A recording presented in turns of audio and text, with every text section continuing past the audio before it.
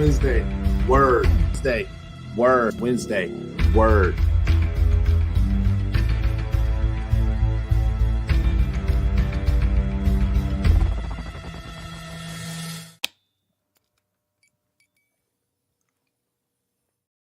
And we are live. What's going on Facebook, LinkedIn, and YouTube Live? It is your man, Coach Rowe. Today is Wednesday. I'd like to welcome you to the first row. And if it is Wednesday, you should know what that means. It's time for the Wednesday Word. That's Wednesday Word. Jumping straight into it. Tonight's topic is listen to your heart. As always, I like to share what I mean by my topic, listen to your heart. So what do I mean by the topic, listen to your heart? Really, the topic, listen to your heart, is how important it is for us to not only check in with that quiet voice in the background that plays internally to us or that speaks internally to us, but not only just check in with it, but actually listen to it and maybe sometimes even take its advice. So tonight, as always, I have 3 tools for the first row that I want to share with you when it comes to listening to your heart. Let's jump straight into it. Tool number 1 when it comes to listening to your heart is find a quiet place. Man, you guys already know I'm big on making the first tool like kind of the most important tool, but find a quiet place is so critical when it comes to listening to your heart, because your heart doesn't yell, it doesn't shout unless you're having a heart attack. Then it's like, yo, I said chill out. But other than that, it doesn't really yell and shout at you. It's a very gentle nudge, a very deep felt emotion. And so finding a quiet place, what that allows you to do is to kind of get out of all the noise and the distractions that are going on externally and sometimes internally if you're an overthinker like I can be sometimes. But get away from all that noise and simply get into a quiet space that allows your heart's volume to elevate. Not that it speaks any more loudly to you one way or the other, but it does get you to a place. What's going on, casual? It does get you to a place where you're able to hear it. It's almost like if you've ever lived next to a freeway, there's a sound wall on the freeway when you're traveling. People are traveling on the freeway all day long, and you might be busy all day and not hear a single car go by on that freeway. And the sound wall helps dampen some of that, right? But when things get quiet, when you're laying down to go to sleep and your house is completely quiet, there's no TV, there's no radio, there's no white noise playing in the background, it's just silence. All of a sudden, you can hear the cars going by. You'll hear them going by because it's gotten quiet enough. The cars didn't get louder when they were going by. It's not like it's nighttime, let me turn my car going up on the freeway. That's not what's happening. But what's happening is the environment around you has become docile enough or silent enough for you to hear things that are beyond the moment that you're experiencing, that typically acts as a distraction. So the reason why I find that quiet place is really important when it comes to listening to your heart is because, again, your heart does not yell, it does not shout. It's very gentle and it nudges, and it may trigger some emotions sometimes. Like you may be extremely sad, you may be extremely in love, you may be extremely in like, I don't know, but it may trigger those emotions, but your heart itself doesn't yell like, no, go that way. It's like, hey, this is the way that we probably should go. And if you want to sit and have a conversation with me about it, I can kind of lean you in on some of those things or help you understand some of the reasons why we want to go this way. Often when I go out hiking, I live in Utah, and often when I go out hiking, I find myself in wonderful places in nature where there's quiet. And in those places, when I find that I'm in these quiet moments, that's when I find like that my thoughts go from, okay, this is what I got to do tomorrow. Okay, this is what I need to do today. Okay, this is what I need to get to. Okay, I got a Wednesday word day. I move from that space, and when I'm in this quiet nature space, it allows me to say, hey, Billy, how do you feel today? Hey, Billy, how do you feel about this moment? And really, when I talk about listening to your heart, that's really what I'm talking about checking in for is how do you feel about where your life is right now in this moment? Where you the hardships that you've gone through, the victories that you've accomplished, the losses that you've taken. How do you feel about that moment? And what do you believe might be next for you? Not next for you in the next 80 years, 20 years, 10 years, 5 years, but what's next for you in where you're at today? Where do you see your next steps leading you to? That's why finding a quiet place is so important. And it doesn't have to, everybody's quiet place doesn't necessarily look the same. But I would say that the quiet place is not filled with distractions. For me, when I write, I will write with music, but I won't write with music that has lyrics, because I'm really into lyrics of music and I want to make sure I'm listening to the lyrics. And so it's hard for me to type and listen to music with lyrics, but it's not hard for me to type and listen to an instrumental, to listen to classical music. That's not difficult for me to do. So everybody's quiet place looks a little bit different. I don't want you to feel like it has to be bone chilling quiet when you decide that you want to listen to your heart, but find out what that quiet place looks like, and that gives your heart kind of like a little bit of a bullhorn to speak up and step up on a platform or a podium to really speak to you about the things that it's feeling and the direction that it may think that would be best for you to both go in. And we're going to talk about that direction a little bit later, but that's tool number one. Find a quiet place. Really quick, I'm just start bringing things in from the chat. Casual says, I had a lot of big changes in my life, by the way. I need to send you an email for an update, and thank you. You're welcome. I didn't read that before I put that up, or I wanted to put it up, but hey, oh well. I'm gonna start putting people's live chats up when they're significant, but I can't read them and put them up at the same time. Anyway, tool number two when it comes to listening to your heart is move out of your way. Man, I feel like I'm talking to myself right now in this regard, because there have been a lot of times in my life where I have I'm going to say this, and I know it's an oxymoron, but subconsciously, intentionally sabotaged myself. Whether that be overreacting, whether that be not willing to step into leadership roles when I knew that I was supposed to be the leader in the leadership role. Sometimes stepping into leadership roles and not being willing to step out of the leadership role because I was in a space. Hey, what's going on, Kieran? Or Kian? Not being able to step out of that leadership space because it's like, oh, well, everybody's depending on me. But if I was willing to just simply move out of my way, it's amazing how you find where you're actually supposed to be could have been, or where you actually are, could have just been for a season, whether that's going into leadership or not going into leadership. Could have been a season where, hey, right now I'm not in the space where I need to be leading others. I'm in a space where I need to be developing myself. And then you might find, well, right now I'm in this space of leading others and I need to step back and develop myself. This is why listening to your heart is so critical, and moving out of your way is critical, because what we tend to do when we do sit down and have these conversations, sometimes sporadically with our heart, is we tend to project a lot. The heart will say, hey, it's time for you to step down. It's time for you to take a break. It's time for you to change your cadence. The heart will say these things to us, and we'll say, nah, people are relying on me, and this is just me being afraid of moving to the next level. And we'll make all these excuses, and we'll just project and project and project and project and project on our heart, on the opinion of our heart. We'll say the opinion, not facts, but the opinion of our heart. We'll project onto our heart, and what ends up happening is we end up going down a path where we end up literally where the heart's like, hey, yo, I tried to tell you so. I don't want to say I told you so, but I'm going to say I tried to tell you so. And this is why we're at where we're at now. And sometimes that happens and it shows up in the form of our health. Like our health can go completely off track. Sometimes it happens and it shows up in the form of stress, pressure, relationships may fall apart. It shows up in different ways. But when I find that I choose to not listen to my heart, or I try to project on what my heart is telling me by making excuses, that's what projecting is, making excuses. No, I don't really feel that way. This is what's going on. I typically end up about 7 steps later being like, man, I should have just listened to my heart. I should have went with my gut instinct. And so really moving out of our way is an exercise of trust. It's an exercise of trusting that our heart really wants what's best for us, that our heart really has the ability to see and feel what is going on around us and what is going on internally within us. There is how we want to feel, and that is, I might want to feel super fantastic. I remember that was something that was really big for me in 1999 through 2004. Super fantastic. How are you feeling? Super fantastic.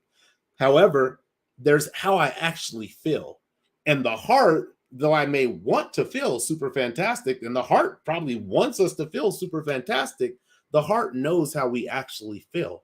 I actually was in a relationship one time where my heart was like conflicted because I cared about the person I was in a relationship with, but I didn't feel like this was the relationship for me to be in.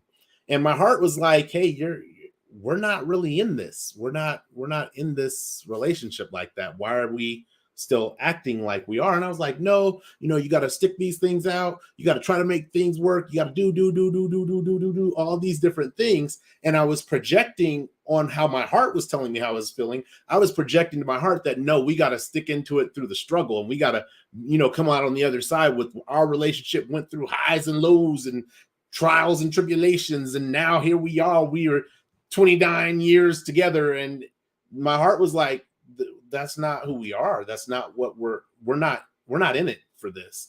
And trying to lie to yourself, this is the wonderful thing about trying to lie to yourself. Your heart, you can't lie to your heart.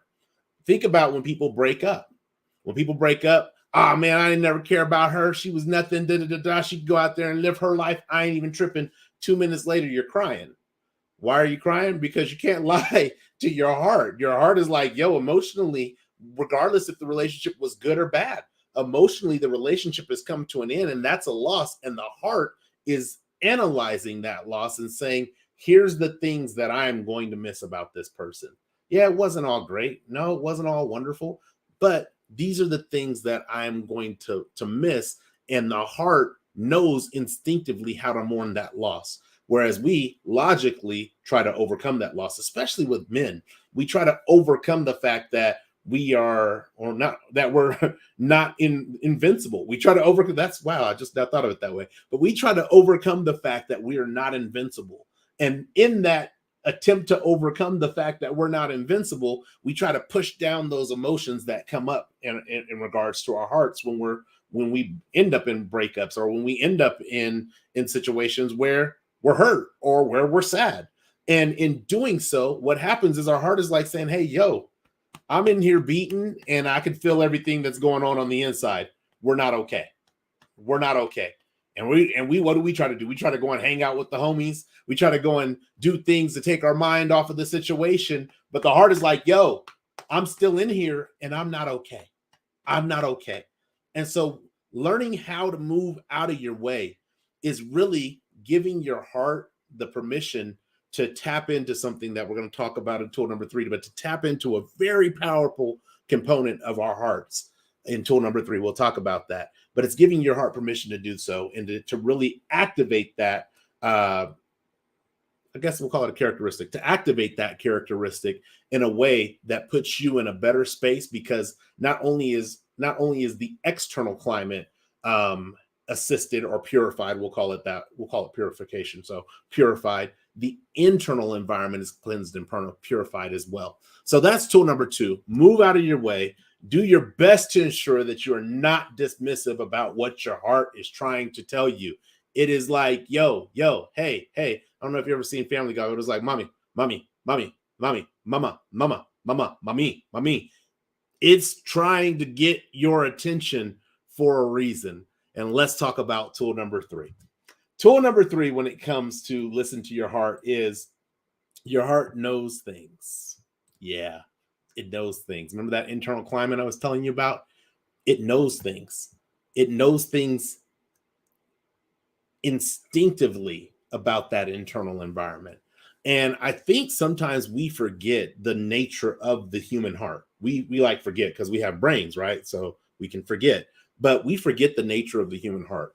The nature of the human heart is so important to the body as a whole that if the body has to get rid of something, the last thing it's going to get rid of is your heart and then your brain. Those are the last 2 things. Like, hey, we'll let the brain can actually go probably before your heart. But your heart and your brain are like critical number 1s. Without those things, I'm sorry, there's not much going on. They can send electric pulses into you as long as they want, but if the heart's not going at some point, you're not here on this plane of existence. And so we tend to forget that that survival instinct, that deep-rooted survival instinct that our heart has, really wants what's best, not only for it, but what's best for us. Think about it this way. If we just had a massive winter storm, like I probably got like 2 to 3 feet of snow in my backyard right now. If I were outside in the elements and I got caught in this storm and hypothermia set in, I would get frostbite on my hands, on my arms, on my feet, on my legs. And the last thing, I mean, the core temperature is going to drop, but my body is going to try to keep my heart in a space to where it has the heat necessary to sustain life. That's how your heart operates. It knows that, hey, without me, we're definitely not getting out of this situation. Like, we can survive without hands, feet, arms, legs, but what we can't survive with is without me. And so your heart, with that, from the physical standpoint, being its survival instinct and your body's natural survival instinct to protect your heart, it's amazing that this thing that we are genetically predisposed to protect, we don't listen to it when the voice of it comes to us and says, hey, I just want to let you know that we're struggling right now, and I think we should get some help. Nah, I don't need that. Your heart knows things, and your heart wants both of you to survive. If you were two individuals, the heart's like, yo, we cohabitate on this body right here. I want us to survive, and I know that we're going through a hard time. It's our most trusted ally that we have. Hands down, our most trusted ally that we have. This is why when you feel like you're in love, people don't feel like they're in love in their mind. They feel like they're in love in their heart. At least that's been my experience with love. Maybe not yours. But people feel that love in their heart. When you're facing difficult decisions, when you're facing difficult adversity, when you're facing difficult challenges, when you're facing really just life, you're a trusted ally that you can go to if you can find a quiet place, if you can move yourself out of the way and not project onto it. Trusted ally is your heart, because it knows things. It knows how we feel, one, and it knows how we would feel if, two. That's really super powerful when it comes to listening to your heart. The ability to know how you would feel if. That's wild. And they're all, well, you wouldn't know until you experience it, and these things, la la la la la la. Your heart is the best compass, the best indicator, the best barometer for being able to determine how you would feel if. I don't care if you write it down on a piece of paper. I would feel this way and wonderful if the day was full with sunshines and rainbows. Ask your heart. Your heart will give you a different answer. It could be sunshines and rainbows outside, but you ask your heart, how would I feel if it was sunshines and rainbows outside? Your heart might say, hey, look, because of what's going on the inside, that's not going to make a pretty big impact on what we got going on. Here's what we would feel better about, or here's how we would feel better if we could work through this challenge, if we could work through this trauma, if we could work to achieve this position, like, and not position in the sense of like title. I mean, position in life. But that's what the heart does, is it knows things. And the better we get at sitting and having conversations with our heart, I personally feel the better our life actually begins to run into what I call flow. Carolyn and I talk about this concept quite frequently. Flow, when your life feels like everything is going according to plan, that happens when you're able to sit back and listen to your heart. So that's what I have for you guys tonight. Really quick, let's go over the 3 tools for the first row. Tool number one, when it comes to listening to your heart, is find a quiet place. Turn down the noise and turn up the volume of your heart. That's really what that's about. And that noise doesn't have to necessarily mean that you're sitting in a quiet place where there's no sound, but it does mean that you have to sit in a place where you're not distracted. Tool number 2 is move out of your way. Again, that's about projecting. Move yourself out of how you want to feel and check in with how you actually feel. That's what that tool is about. Move yourself out of the way and allow your heart to take the stage and the the stage and the podium so that it can speak to you directly. And then tool number 3 is your heart knows things. Again, it is our most trusted ally, and trust in its knowledge that it understands beyond what is simply going on around it, but what is actually going on within it and what's going on within us. So that's what I have for you guys tonight. As always, I like to share a personal story, something that got me thinking about this particular topic, and the synchronicity behind this topic and the timing in which it's coming is just wild. Let's just put it that way. It's just wild. There's only one way to put it. But the synchronicity behind this topic really is about this journey that I've been on with the Wednesday Word and how I feel. Hey, what's going on, Bruni? How I feel that there's different spaces that I'm called to operate in. Wednesday Word has been a wonderful tool to operate, and this is the last Wednesday Word for season 3. I take my 1 month break, and then I'll be back for another 2 months after that. But the space that I've been in with the first row, not even just the Wednesday Word, with the first row is like, I feel like there's something that I need to be doing, and I don't know what it is. And so what did I do? I went and spoke to my heart about it. And started figuring out, what is it that you've been talking to me about for years, like before the Wednesday Word, years. And the topic came out of manhood. Like, it was like, that you've had hundreds of conversations with hundreds of men, talking to them about your passion and your love for manhood and your desire to see men get the help that they need. And so I started thinking about this experience that I had where I don't know if you know what Clubhouse is, but it's kind of like an audio version of YouTube, we'll call it. But I was on Clubhouse one day, and a person that I follow had something that was up, and I just jumped into it. I didn't even look at the topic. Well, it turned out that the topic was actually a women's topic. Like, it was a room for women only. And so I'm sitting in and I'm just listening, and they say, "Oh, wait a minute, we have a king in here. Thank you for joining us, King. This is a ladies only room.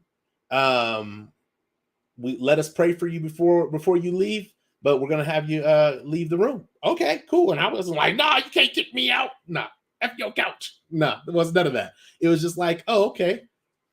Respect. I respect that this is a space for women." And so that kind of got me to thinking about, like, man, we have spaces for men, but a lot of the spaces for men are really in what I have seen or experienced are really designed and set up to only bash women, and that doesn't really help men. Bashing women doesn't make men better men. And so I was like, there's got to be something for us. And I don't know if you know me, you know me. I'm not waiting to try to find it. If I don't see it when I'm looking, then I go to creation mode and I create it. And that's really where my heart took me, is to this place where I am now, where we're getting ready to start a series called The Men's Circle. And this is going to be a topic. This is going to be an exclusive man topic for men on the first row, where there won't be feedback from women given. There won't be women on the panel. It will be for men. It won't even be women in the live chat, because I really want to set and create a space for men where we can talk, where we can advise, where we can share wisdom, and most importantly, where we can heal. Because there's a lot of damage that a lot of us have been through as men, that, I mean, even for myself, I still struggle with some of the damages that I've had and probably have caused as a man in my own lifetime. I still struggle with some of that stuff. And so my heart, just in sitting in this quiet place and moving out of the way. Well, Billy, you have an audience on the first row that's male and female and old, young and old, and all these different things, moving out of what I want to feel like to how I actually feel. And not that I'm going to stop doing Wednesday Words, not that I'm going to stop doing Carolyn Michelle and Billy Rowe Live, not that I'm going to stop doing Financial Matters, not that I'm going to stop doing any of that stuff, but figuring out what the cadence needs to be, because that's where my heart is leading me right now. And when you get into that space where you find what your heart is saying, you look up, and here I am almost 10 years later, you look up and you see what your heart has created by just you trusting it, what you have created with your heart, I guess, by you trusting it. And that's where I'm at now with the men's circle, is being able to have these conversations with men, with brothers, being their keeper, holding them accountable and them holding me accountable on a level that I've never been able to have before, and in a way that I don't feel like is being had right now. I feel like there's just a lot of, well, if women would do this, and if women would do that, or the caveat the other way has been women telling men, if men just did this, and if men just did that. And that's probably why I'm protective of that space. And it's taken a lot to really decide to carve out a space for just men, because sometimes that's frowned upon. But if you know me, you also know I don't really care what people think about me like that. So frown away. Hopefully you don't get the wrinkles in your face from frowning. But for me, being in this space where I know my heart has always been for men, where I know that I am the man that I am because of the mentorship and the men who have taken time to pour into me in the course of my life, it's definitely time. And my heart has been telling me there's something else that I wanted to share with you. And I was, I could make myself as busy as with the best of them, but I was like, okay, I'm going to sit down and have this talk. And it's funny when I say your heart knows things, I genuinely believe that as humans, when we figure out our quiet place and we're able to really listen to our heart, we're listening to more than just our own heart. Because I truly feel that hearts are able to speak to each other. It's almost like you walk into a room, you see somebody, you don't know them, but you get a good vibe, you get a good energy from them. And then all of a sudden you guys are hanging out like you were the best of friends from elementary school. Your heart knows things, and your heart knows who to tell you to reach out to. I've reached out to people for this particular show that I've never reached out to before. But when I reached out to them, they were like, man, the synchronicity behind this is crazy. It's wild, because their heart is in the exact same place that my heart is in. So that's what I have for you guys tonight. I really hope you have enjoyed this Wednesday word. It'll be the last Wednesday word for the season. I think we're on season 3. Yeah, we are on season 3, but I will be back for season 4 in April. I don't know what the date is because I don't have a calendar in front of me, but in April, I will be back for the Wednesday word. But this men's circle will be up and live on March 22nd. So it happens to fall on a Wednesday, but it probably won't be all Wednesdays because I still am committed to the Wednesday word with you guys. But other than that, that's all that I have for you guys this evening. As always, you can catch us this Friday on Carolyn Michelle and Billy Rowe Live. That's at 4 p.m. Pacific Standard Time, 7 p.m. Eastern Standard Time. I also have a Financial Matters show this Saturday at 9 a.m. Pacific Standard Time. I believe that's 12 p.m. Eastern Standard Time, and that will be on savings. So the first Financial Matters show was on budgeting, trying to get our budget in order, get things back under control. And now we're going to actually talk about savings. If you didn't start the budgeting part, I don't know if you'll be able to do the savings part, but you can always catch the replay, start the budgeting, and then watch the live of the savings portion of Financial Matters. So that's everything that I have for you guys. As always, it's been wonderful, wonderful, wonderful. I'm loving the wrap of season 3. There's so much more to come in season 4 with the Wednesday word. So much more to come on the first row. I hope you guys are there live to tune in and contribute to the conversation. Hey, Elaine, I see you there. But until the next time, if you like this video, share it. If you share it, please like it. Always happy to engage with you in the comments in the live chat, or if you're commenting on watching the replay and you're commenting on that, I'm willing to engage with you for the first 7 days that the content is up. After that, I move on. But since I'll be on break for the next month, maybe I'll extend that a little bit. Or you could just catch us live if you're a man on the Men's Circle on the 22nd of March. Follow social media. You'll see more about that. But until the next time, one love, peace, and God bless. Thanks for sitting on the first row.